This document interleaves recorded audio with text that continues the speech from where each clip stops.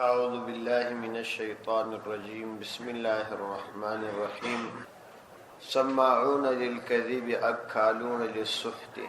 فإن جاءوك فاحكم بينهم أو أعرض عنهم وإن تعرض عنهم فلن يضروك شيئا وإن حكمت فاحكم بينهم بالقسط إن الله يحب المقسطين.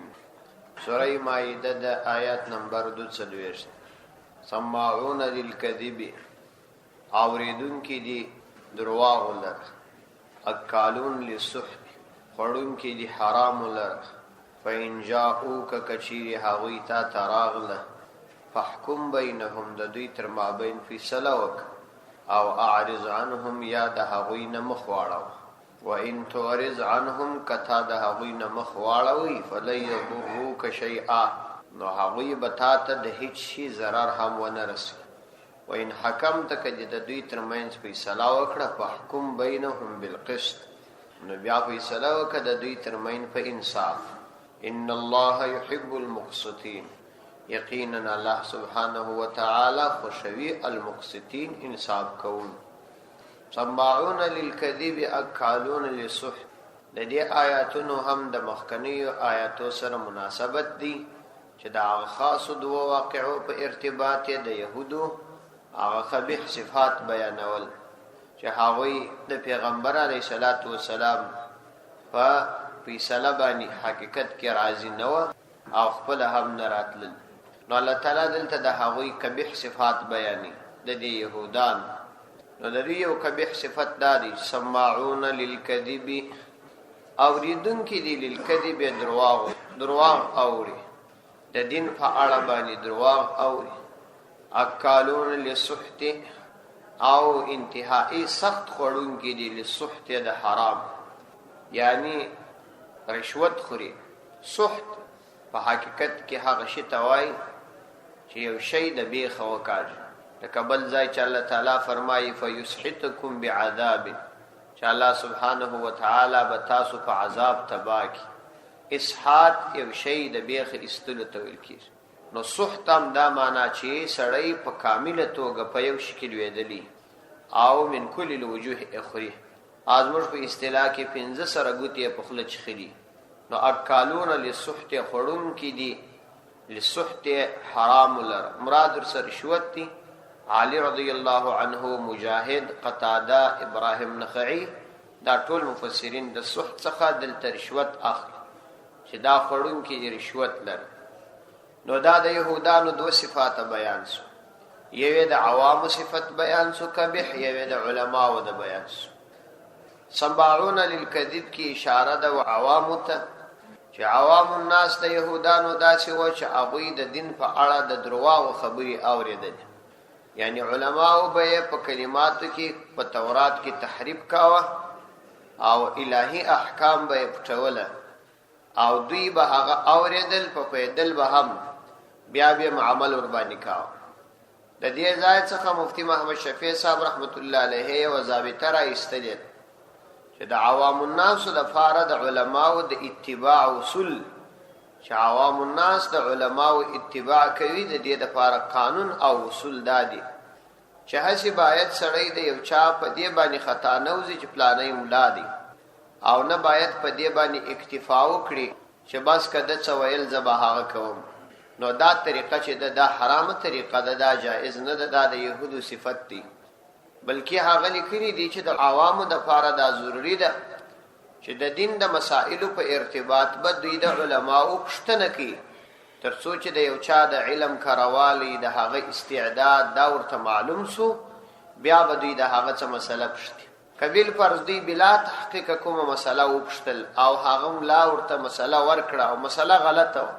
نو په دې صورت کې دا د مسلې پښتونکي مستفتی او دا مفتی دواړه ګناهګار دي. او که مسله وپښتل د یو معتمد کس څخه او هغه مسله ورکړه او مسله غلطه و نو دا مستفتی سوال کوونکی نه دی ګناهګار. که هغه مفتی چې معتمد کس دی بلا تحقیق مسله ورکړي و یعنی فکر او سوچ نه وکړي او مسله غلطه او ګناهګار دي او که د خپل مهنت او کوشش کړي خو بیا مسله غلطه و نو هغه کې دای معذور بلل کیږي. نو بیا یې لیکلي دي چې اصلا کې موږ د دین سره ډیر زیات بې پروا یو، ځکه د دین په ارتباط چندان فکرمن نه یو. کله چې مریض راپیش سي نو د یو حاذق او پوه ډاکټر پوښتنه کوو، او کله چې سرای جوړوو نو د یو ښه انجینر معلومات کوو،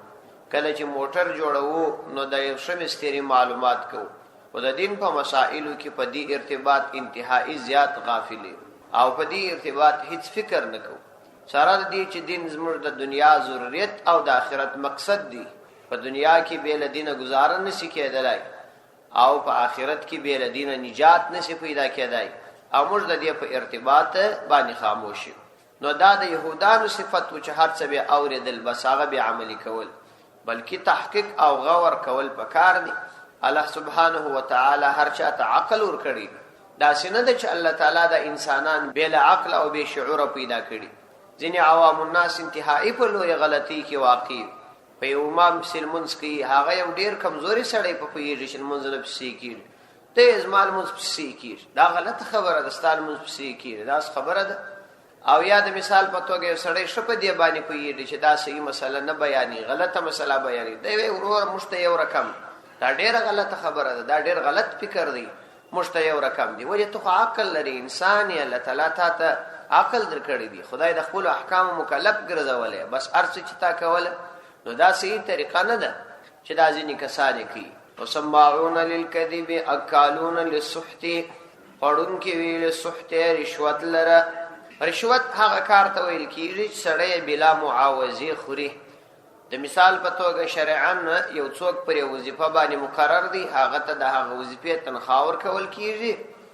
او یا د مثال په توګه اخروي تنخواه یا دنیوي تنخواه خدای پر هغه معاوضه اخلي. د مثال په توګه قاضي دی، هغه ته د حکومت لخوا تنخواه ورکول کېږي، دی رشوت اخلي. نو دا جایز نه دی او دې ته رشوت وایي. یا د مثال په توګه یو څوک ختم ته ولاړي، فاتحې ته ولاړي او قرآن کریم وایي، نو پر دې قرآن کریم باندې دی پیسې اخلي، دا رشوت دی، حرام دی، ورته جایز نه دی. ځکه چې په دې صورت کې خود ته د آخرت اجر ورکول کېدی، دی پر دې باندې دنیوي معاوضه اخلي. دا خبره مخکې هم تېره سوې وه چې کوم عبادات مقصود نه وي، مطلب دا چې په پرېښودلو یې د دین نظام نه خرابېږي، پر هغو باندې اجرت اخیستل جایز نه دي، ځکه طاعاتو باندې عبادت اجرت اخیستل روان دي. نو دا ختم و دا فاتحې و دا شأن هم مقصود نه دي په شریعت کې، یعنی نه فرض دي نه واجب دي، فقط یو د استحباب درجه ده. نو دا کفاته هم سي د دین نظام نه پنډېږي، داسې نه دی لکه اذان و د قرآن کریم تعلیم و امامت و. نو متأخرین علماء د هغو طاعاتو د پاره چې هغوی پرېښودلو باندې د دین نظام نړېږي، په هغو باندې د ضرورت په خاطر باندې د اجرت اخیستلو اجازت کړي او د نورو د پاره اجازت نشته. نو دا چې خلک رواني ختمو ته او د اخوا په کټانو کې پیسې ورته را رواني، او یا فاتحې ته په همدې خاطر ورځي چې راډیو یې بس په کور کې نیولي چې وده چیرې به په یو ماړه علاقه کې یو کارته مارته کې فاتحه یې چې ځان ور ورسوم. دا جائز نه دي، د دې دعا م الله تعالی نه قبلي. هسې بلبل وي د دې څه ځان ګوري. سماعون للکذب اکالون للسحت فإن جاءوك فاحكم بينهم او اعرض عنهم. فإن جاءوك کچیر هغوی تا تراغلل، یعنی کله چې د دوی دا حالت دی او دوی تا تراغلل د کومې مقدمې د حلولو د پاره، فحکم بینهم نو د دوی تر مابین فیصله وکړه. یعنی کبیل پر ستاسو ته دا د بنو قریظه او بنو نذیر یهودان راغلل،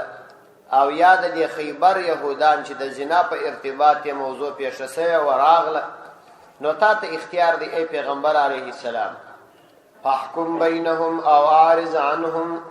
یا خود دوی تر مابین فیصله وکړه، او اعرض عنهم یا د هغوی نه مخ واړوه، یعنی تا ته اختیار دی. وان تعرض عنهم که ته مخ واړوې د هغوی څخه او د هغوی رایه قبوله نه کړې، فلن یضروک شیئا، هیڅکله هغوی ضرر نسي رسولی تا ته شیئا د هیڅ شي، یعنی د دوی د عداوت پروا مه کوه، د هغه څه مه بیریږه. وان حکمت کچیرې تا فیصله وکړله، فحکم بینهم بالقسط، وان حکمت کچیر تفیصله کوي نو فحکم بینهم بالقسط نو بیا فیصله کوي بینهم دا غوی تر ما بین بالقسط په حق سره په انصاف سره یعنی د اسلام فیصله د دې تر ما بین وکړه ان الله يحب المقسطين یقینا الله عز وجل يحب خوشوي المقسطين انصاف کوونکی انصافدار انسانان خوشوي نو چون کې د انصاف فیصله یوازې او یوازې په اسلام کې حصر ده د اسلام د قانون بغیر په بل هیڅ قانون کې د انصاف فیصله نشي کېدای نو مطلب دا دی چې الله تعالی ته یوازې او یوازې مسلمانان خوش دي او د اسلام قانون ورته خوش دي بل قانون الله تعالی ته خوش نه دي مفسرین دلته یو مسله دا را نقل کړې ده چې کوم اسلامي ملک غیر مسلمین اوسېدل اهل ذمه اوسېدل داوی تر مابین کوم مسائل پیش دي اسلامي قاضي به داوی تر مابین څه کوي د دې د پاره درې صورت علما او راستلي دي یو صورت یې دا دی چې دغه اهل ذمه چې دي هغه د اسلامي نظام سره یو صلح او معاهده کړي یعنی د دوی تر قلمرو لاندې نه چلیږي بلکې یو صلح او معاهده یې کړي لکه دا بنو قریظه او بنو نذیر چې د پیغمبر علیه الصلاۃ والسلام سره معاهده کړي و چې یو د بل خلاف به جنگ نه کوو نور هر سړی پوس خپل کار پوس په دغه مسائلو کې دا اسلامی قاضي ته اختیار دی کدی د هغه تر مابین فیصله کوي او کوي نه کوي یعنی کې کوله بیا یوازې او یوازې د شریعت د قانون مطابق به ورکی او کدا مرته اختیار دی چې ورپریږي چې تاسو خپل تر مابین حل کړئ دوم صورت دا دی چې عمومي قانون دی چې دوی ورته جنرال قانون وایي چې د ټول ملک په سطح باندې وي نو په هغه قوانینو کې چې هغه د ټول ملک د پاره وي او علی سویه وي په هغه کې به بیا دغه اسلامي قاضي د دوی تر مابین فیصله کوي یعنی د شریعت مطابق به کوي دریم صورت دا دی چې د دوی شخصي خپل مسائل یې په هغه مسائلو کې کدی خپل رجوع وکړل اسلامي قاضي ته او دا یې وویله د اسلامي قاضي ته چې تبس موږ د خوا فیصله وکړه او موږ ستاسو په فیصله راضي خو بیا به د فیصله د هغه تر مابین د شریعت مطابق کوي یعنی دا غوي په قانون به نه کوي او یا ورته وایي چې تاسو ولر سي په خپل علاقه کې دا فیصله وکړي چنانچه پیغمبر علیه الصلاۃ والسلام هم داسې کوله یعنی پیغمبر علیه السلام د هغوی په شخصي معاملاتو باندې کار نه درلود د مثال په توګه پیغمبر علیه الصلاۃ والسلام د مجوس سره صلح کړي و د څو مر د پاره چې جنگ بنو دا په هغه صورت کې دا صلح کېدل چې د مسلمانانو غلبه و یعنی مسلمانانو به هغوی ته ویل چې یا به جزیه راکوي او یا به جنگ ته تیاریږي یا به اسلام راوړي او هغوی به جزیه قبول کړي چې موږ بس جزیه درکو نور کار مراله پیغمبر علیه الصلاۃ والسلام د هغوی په شخصي مسائل کار نه دی درلود چنانچه په مجوسو کې د خور او د مور سره هم دوی نکاح کوي پیغمبر علیه السلام په هغه کار نه دی درلود یا دا غره کوم مثلا خنزیر او شراب دا د اهل کتاب خوري نو پیغمبر علیه الصلاۃ والسلام په هغه کار نه دی درلود یو دا دی چې عمومي قانون د ټول ملک د پاره په هغه کې به د شریعت مطابق فیصله کوي بل دا دی چې هغه خلک ستا په ملک اوسیږي اهل ذمه دي لکه دلته چې دغه هندوانو سکان اوسیږي کدی په خپل راضي ولتا تراغله بیا به ته د دې تر مابین فیصله په شریعت کنه دوی ته بیا پرېږدي او بلغه د ستا سره فقط یو معاهده وي ستا تر قلمرو لاندې نه اوسیږي په هغوی کې مسله دغه د هغوی خپله درته راغله مسله یې درته راوړل بیا به د شریعت مطابق حل کنه دوی ته څخه به اعراض کوي پرېږدي خو په هر صورت کې که درته راغلل د شریعت مطابق به فیصله کوي د انصاف مطابق ان الله يحب المقسطين وكيف يحكمونك وعندهم التوراة فيها حكم الله ثم يتولون من بعد ذلك وكيف يحكمونك څنګه بدوی تا حکم وګرځي وعندهم حال دا چې د دوی سره التوراة فيها فدي تورات کې حكم الله د الله تعالی حکم ثم يتولون من بعد ذلك ثم بیا يتولون اغوی مخعلی من بعد ذلك ورست تردغ وما اولئك بالمؤمنين وما اولئك او ندی دا کسان بالمؤمنین ایمان لرونکی په دې آیات کې الله سبحانه و تعالی د يهودو خواص پیغمبر علیه الصلاۃ والسلام ته بیانې چې دوی وتا څنګه حکم وګرځي، څنګه به فیصله وګرځي. یعنی دا چې دوی یو څه کسان تا ته راستولي دي د دې لپاره چې مازه حکم معلوم کړي، یا د دې لپاره در تراغلي دي چې فقط مازه درک ورته معلوم شي چې څه کول پکار دي. نو دوی په حقیقت کې تا حکم او فیصل نه ګرځي. تا به دوی څنګه فیصل وګرځي؟ دوی تورات لري، پر تورات ایمان لري ظاهرا. نو اول دواره خدا ډیره بعیده ده چې دوی تا تراسي او حکم در تراو. کبل فرض بیا هم تورات پریږدي او تا تراسي ستا خبره واموري ته فیصله ورکې منی نه. دا د دې طبیعت دی. وکيف يحكمونك څنګه به دوی تا حکم او فیصل وګرځي د دین په ارتباط باندې. وعندهم التوراة حال دا چې دا وی سره تورات دی، فيها حكم الله فاغك دل تعالی احکام دی. ثم يتولون من بعد ذلك بیا هغوی مخ اړي من بعد ذلك د دین ورسته. یعنی کته در دوی در مابین فیصله وکړي بیا هم د دې فیصله څخه مخ اړي. یو خدا چې دوی ځان ته وایي چې موږ سره تورات دی، دا خو ډیره لري خبر ده چې دوی جتا تراشي، ولې دوی خو ځانونه ملایان بولي او کبیل فرض در ترام غلل نو بیا خبره نه مني. ثم يتولون من بعد ذلك بیا هغوی مخ اړي د دین ورسته. وما اولئک بالمؤمنین وما اولئک ندی دغه خلق بالمؤمنین ایمان لرونکي، یعنی دا اعتماد نکي پچا باندې، دا ډیر متکبر خلق دي، دا پچا اعتماد نکي. په دې دواړو آیاتونو کې یا د دې تمخ کې آیات کې دا د يهودانو څو صفات الله سبحانه و تعالی بیان کړ. نو یو خدا چې الله سبحانه و تعالی د دوی دا خبيث صفت بیان کړي چې دوی کې دا صفت دی چې یسارعون فی الکفر. چال تمخ کې آیات کې تیر یسارعون فی الکفر د پرون په سبق کې تیر شوی. دا په 140 نمبر آیات کې چې لا يحزنك الذين يسارعون في الكفر. نو د يهودانو یو صفت دا دی چې هغه په کفر کې تیزی کوي، یعنی د کفر په نظام خپرولو کې، د کفر په مسائل او رواجولو کې دا دی په دې کې تیزی کوي. دا د يهودانو یو صفت دی. نو واسکه کوم مسلمان په دغه سي اعمال اختوي چې هغه د کفر د پاره ترویج وي، د کفري نظامونو د پاره ترویج وي، کفري قوانینو ته ترویج ورکول، لکه دا ځینې مدني فعالان، دا ندي دا مدني فعالان ندي، دا کفري فعالان دي، ما زینم مدني فعالان ورکړي. نو دا په کفر کې دوی تیزی کوي، کله د خره ورځ لمانځي او کله د بحیایي ورځ لمانځي. دا شارعون فی الکفر دي. دا خلق چې دا ورځ لمانځي نو دا به ابنام د هغه شی چې دا شی لمانځي. نو یسارعون فی الکفر دا د يهودو صفت دی او دا د يهودو د طرف روزل سوی. او دوم آیات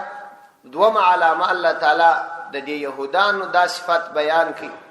چې قالوا آمنا بافواههم. دا په دغه آیات کې چې دوی دا ویل چې موږ په خلو باندې ایمان راوړل دي. قالوا آمنا بافواههم ولم تؤمن قلوبهم. زړونو یې ایمان نه دی راوړل. یعنی دا خلک کستازي په ټولنه کې وا او د ایمان دعوی کول فقط دا یو زبانی دعوت، دا د ژبې پر سر د اسلام دعوه کوي، ځکه د مسلمانانو په ملک کې به اوسېږي، ښکاره به بیخي د کفر خبره کوای نشي، ولې خو نو بیا به خلک رایه نه ورکوي، بیا به پر نظام نه راولي. کنیه د اسلام سره د ډېرې سره هم تعلق نشته. الله تعالی فرمایي ولم تؤمن قلوبهم. دا د یهودو صفت دی چې په خله باندې د ایمان دعوه کوي لیکن اعمال ټول د خدای د دین په مقابله کې وي. نو دا د یهودانو بل صفت دی. مسلمان باید د دې څخه ځان وساتي، که په زړه کې او په عمل کې دغه صفات وي د دې څخه ځان ګوري. او دریم صفت کبیحه د دی الله تعالی دا بیان کوي چې سماعون للکذب، د درواغ خبرې نشري، درواغ اوري، چې ارزای درواغ شروعي دوی اوري او درواغ ته غوږ نیسي، بلا تحقیق خبرې مني. نو دا دریم صفت د یهودانو نه. که په کوم مسلمان کې دا صفت وو نو هغه باید د دې څخه ځان وساتي. دا د یهودیت صفت دی. سماعون للقوم الاخرین، اوریدونکي وي د بل قوم د پاره. مطلب دا دی چې د بل چا د پاره دا خبري اوري. د دې څخه څو صورت راځي. ځینې کسان یو مسله د یو چا سره راوړي وای پلاني داسې وایي دا دوه صورت لري دلته هم ډیر په موږ کې دا پیښیږي یو څوک راغلی مسله پښتي دی یو مولوي صاحب کدا مسله د دې د پاره دی پښتي چې هغه کس راتلای نشي یا مثلا بندي دی یا مریض دی یا یو بل عذر لري مشکل کې اخته دی وخت نشي پیدا کولای چې دی راس او ته د هغه د پاره راسه مسله او پښتي خدا له تعالی ته ثواب درکړي ځکه تا د هغه سره معاونت او کومک کړي او ځینی کسان بیا مسله د دې د پاره پښتي چې هغه د کوم سړي د پاره مسله پښتي هغه د ځان د پاره عیب بولی چې ولار شي نو بل څوک استی دم د يهودو صفت دي ځکه مخکې دا د پرون په شان نزول کې 13 چې بنو نذیر د دې د پاره چې پیغمبر علی السلام ته ورتلل د ځان د شان عیب بلی او د ځان د پاره د لو کمزوري بلل نو یو څه کسان ورواستول چې تاسو ورسې پښتنه جنې وکي که تاسو ته هغه حکم بیان کړي چې زموږ د رائے مطابق و به بنو کني نه به نو کچيري ځینې خلک د دې د پاره نور خلک علماو ته استی او خپل نور ځي چې دا د ځان د پاره عیب ولي دا ډیره خطرناک خبره او دا د يهودیت صفت دی د دې ځان ساتل پکار ځینې کسان یا د شرم په خاطر هغه جلا خبره یا د عذر په خاطر وی هغه جلا خبره ځکه خبره پر نیت بنا چې هر څنګه د نیت وی الله تعالی د نیت مطابق عمل وسره خو ښه خبره ده چې سړی ته مسله ورپېښ شي سنت طریقه ده چې خپل دې مسلې د پښتنې د فارغ په دې کې یو دادی چې د دین ته احتیاج معلومي چې زه دین ته محتاج او دین ته ټول محتاج دي نو دین ته احتیاج ښکارا کول دا د الله تعالی د دین سره محبت دی دا چې خپل دین ته ناراضي او بل را استی د ځان د پاره عیب بولی دا دین ته محتاج نه دی دا یو او بل دا چې دا کس چې مسله واوریدل تر تا چې رسي نه د حافظه غسیده او نه اوریدل اغسی کېدلای شي دغه خبره هغه سی هو به در نقل نکي لکه څنګه چې دغه مفتی څا اوریدلی نو شدا د خپل سړی مفتی تراش او بل دا دی چې سړی کله یو چاته ورزي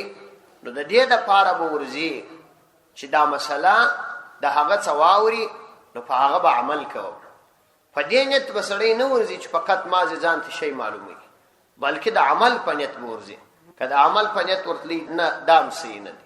نو څلورم صفت د الله تعالی د دوی بیان کی چې سماعون لقوم اخرین د بل قوم د پاره خبري او یعنی مقصودی خپل نه غرض د بل چا لپاره او پنځم لم یاتوک امخ کی آیات کې داتې رسول لم یاتوک دوی ته ناراضي یعنی تا ته په دې باندې ناراضي چې دا د ځان عیب غني کدا صفتم په کوم مؤمن کې ودا د يهودیت صفت او شپږم يحرفون الكلمه اوی د الله تعالی کلام تورات ته تحریف پکښ کی د الله تعالی کلام کې تغییر راولي یا الفاظ بدلی یا معنا بدلی یا دواړه بدلی د قران کریم د الفاظو بدلول خو امکان نه لري او د معنا بدلول هم امکان نه لري که څوک بدل کی الله تعالی ډیر داسې خلک پیدا کړي دي داسې اصول الله تعالی د خپل کتاب د فهم د پاره ایشي چې د هغه څلور خبره واوري څوک نه ولو کدا خلک اوس همستا چې هغه د قران کریم د آیاتونه بدلوي چې نان شي او کسو هغه د دې بیا پردګي او فحشا د پاره د یورپ او نور ملکونو کې د عموم د پاره دا ویل چې دا ستر او پرده خو نه د معتبر الله تعالی فرمای ان اکرمکم عند الله اتقاکم چې عزتمن پتاسو کې د الله تعالی په دربار کې متقی دي دام تحریف د الله تعالی په کلام کې چې د تقوا معنا دی دا چې بس یوازې به زړه څنګه یې ادا خو امکان نه لري نو دا ځینې کسان دا دلایل وایي او یا د پردې په ارتباط ځینې نور دلایل وایي نو دا حرام دي دا جائز نه دي دا تحریف د الله تعالی په کلام کې دي دا هم په دا ځینو کسانو کې وي دا فعالان او معلان کې فعالان بولی کې مفعولان بولی او ان اوتیتم هذا فخذوه وان لم تؤتوا فاحذروا وهم صفت د دوی دادي د دې يهودانو چې کله دوی تاسو تراسي نو الله تعالی فرمایي وان اوتیتم هذا فخذوه وای کچيري هغه ستاسو د رائے مطابق حکم یې درکې نو یې واخله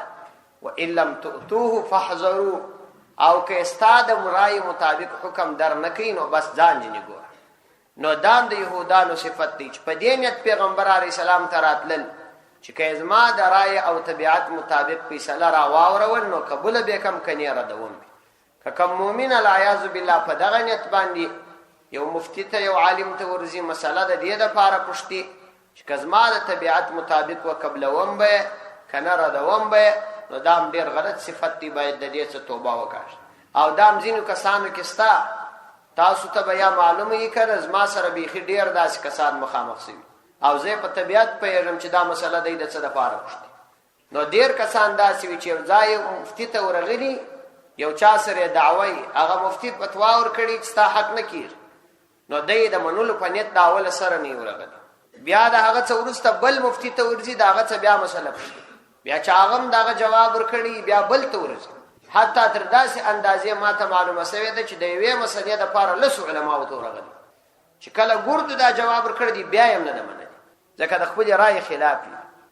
نو دا جایز نه ده. او یا د مثال په توګه د امت اکثریت علما ته په پوهېږي چې هغه د هیڅ چا سره مربوط علما نه دي، یو مسله بیانې، او یو څوک داسې څوک وي چې یا درباري وي یا پاچاهانو ملا وي، د هغوی څخه یو مسله راوځي، دی د خپل طبیعت دپاره چې د ده پر طبیعت جوړه ده د هغه د من. د مثال په توګه یو کس ما ته رالی، د مصر د یو مفتي خبره یې راوړې وه، اخبار کې راغلی و چې هغه ویلي و چې د دې ژبې د شریعت سره تعلق نشته. نو وایي دا کسان دا اخبار ګرځي او وایي چې دا د مصر ملایانو فتوا ورکړې. نو مال اول خو دا معلومه نه ده د اخبار یو خبره ده چې هغه به دا فتوا ورکړي که به نه. بیا نو تا د ګرد افغانستان د علماو فتوا پرېښودل، د مصر د یو مفتي فتوا دې راواخست، هغه بیچارهګانو نور کم حال خوندور دی چې ته اوس فتوا قبلې. نو دا هم د یهودیت صفت دی، د دې څه ځان ساتل پکار دی. الله تعالی دې ته اشاره وکړه، یعنی صراحتاً یې وویل چې د دوی دا طبیعت و چې دا یې ورته ویل ان اوتیتم هذا فخذوه، که دا ستاسو د رایې مطابق حکم درکې قبول یې کوي، وان لم تؤتوه فاحذروا، او که ستاسې د رایې مطابق حکم در نه کوي بیا نو ته ځان جنې ګوره. او اتم صفت یې دا بیان کړي اکالون للسحت، دوی خوړونکي دي د رشوت، د حرامو خوړونکي، په حرامه طریقه باندې مال حاصلي. د مؤمن صفت باید دا نه وي، دا د یهودیت صفت دی. او څلرم ثم یتولون من بعد ذلک، یعنی که بالفرض تا ته د فیصلې دپاره هم راسي، حکم هم درته راوړي، ته فیصله هم ورکې بیا یې هم نه مني، دا یې نه هم قبیح صفت دی. وما اولئک بالمؤمنین، الله سبحانه وتعالی فرمایي دا مؤمنان نه دي، یعنی په دین اعتماد نه لري. نو دا لس قبیح صفات الله تعالی په دې مبارکو آیاتونو کې بیان کړ. مؤمن ته د دې دپاره بیان کړي چې دغه صفات څخه ځان وساتي او یهودان پر دغه صفات وپیژني، پر دې عقیده ولري چې په یهودانو کې دا ټول صفات اوس هم موجود دي، د هغوی په غوړو ژبو باندې او په بهانو باندې خوشحاله نشي. آخر دعوانا